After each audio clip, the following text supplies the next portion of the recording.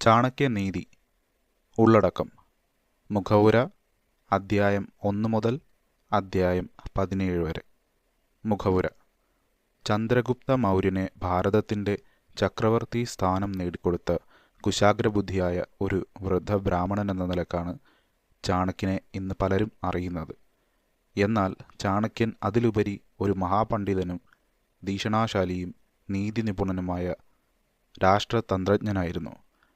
മനവേ വാചസ്പതയേ ശുക്രായ പരാശരായ സസുതായ ചാണക്യായ ച വിദുഷേ നമോസ്തു നയശാസ്ത്ര കർത്തഭ്യഃ എന്നുള്ള പഞ്ചതന്ത്രത്തിൻ്റെ തുടക്കത്തിലുള്ള വന്ദനാ ശ്ലോകത്തിൽ ചാണക്യനെ എടുത്തു പറഞ്ഞിട്ടുള്ളതിനാൽ പഞ്ചതന്ത്രം എഴുതപ്പെട്ട കാലത്ത് തന്നെ മനു, വാചസ്പതി, ശുക്രാചാര്യർ എന്നിവരോടൊപ്പം സ്മരിക്കപ്പെടേണ്ട ഒരു മഹാനായ നയശാസ്ത്ര രചയിതാവായി ചാണക്യൻ വളർന്നിരുന്നുവെന്ന് ന്യായമായും കരുതാവുന്നതാണ്.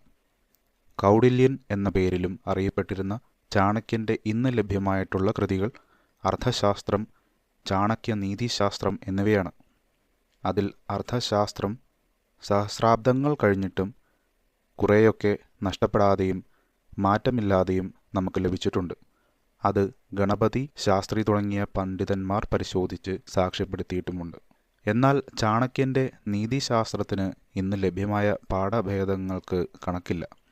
ഒന്ന് വേറൊന്നുമായി യാതൊരു ചേർച്ചയുമില്ലാതെയും ശ്ലോകസംഖ്യ വളരെയധികം വ്യത്യാസപ്പെട്ടിട്ടുമാണ് ഇവയിലെല്ലാം കാണുന്നത്. ലുഡ്വിഗ് സ്റ്റെൻബാക്ക് എന്ന പാശ്ചാത്യ പണ്ഡിതൻ ചാണക്യനീതിയുടെ ലഭ്യമായ പാഠഭേദങ്ങളെയെല്ലാം പഠിച്ച് അവയിൽ രാജനീതിയുമായി ബന്ധപ്പെട്ടതും ചാണക്യൻ സ്വയം രചിച്ചതായിരിക്കാൻ സാധ്യതയുള്ളതുമായ ശ്ലോകങ്ങൾ മാത്രം തിരഞ്ഞെടുത്ത് സംശോധനം ചെയ്ത് അതിനെ അടയാർ ലൈബ്രറി ചാണക്യ രാജനീതി എന്ന പേരിൽ പ്രസിദ്ധീകരിച്ചിട്ടുണ്ട്. ചാണക്യനീതിയുടെ മറ്റ് പതിപ്പുകളെല്ലാം തന്നെ രാജനീതിയെക്കുറിച്ചുള്ള ശ്ലോകങ്ങൾക്ക് പുറമെ സാമാന്യ നീതി ശ്ലോകങ്ങളും ഉൾക്കൊള്ളിച്ചിട്ടുള്ളതുകൊണ്ടും അത് സാധാരണക്കാർക്ക് കൂടുതൽ പ്രയോജനപ്പെടുമെന്നുള്ള തോന്നിയതിനാലും ഈ ഗ്രന്ഥം അത്തരം ശ്ലോകങ്ങൾ ഉൾക്കൊള്ളിച്ചിട്ടുണ്ട്. ഗൗഡീയ ഗ്രന്ഥമന്ദിരം എന്ന വെബ്സൈറ്റിൽ നിന്നും ലഭിച്ച സംസ്കൃത പാഠത്തെയാണ് ഇതിൽ സ്വീകരിച്ചിട്ടുള്ളത്.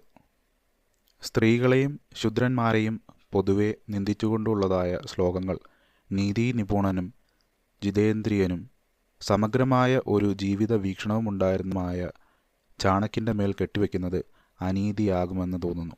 അതുപോലെ രാമൻ, കൃഷ്ണൻ തുടങ്ങിയ ദേവന്മാരെ സ്തുതിച്ചുകൊണ്ടുമുള്ള ശ്ലോകങ്ങളും പിന്നീട് കൂട്ടിച്ചേർത്തതായിരിക്കാനാണ് കൂടുതൽ സാധ്യത.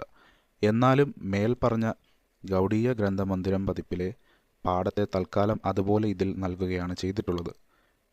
ഇനിയൊരിക്കൽ സാധിക്കുമെങ്കിൽ സംശോധനം ചെയ്ത് ഒരു പതിപ്പിറക്കുവാൻ ശ്രമിക്കാമെന്ന് വ്യാമോഹിക്കുന്നു എന്ന് വിവർത്തകൻ.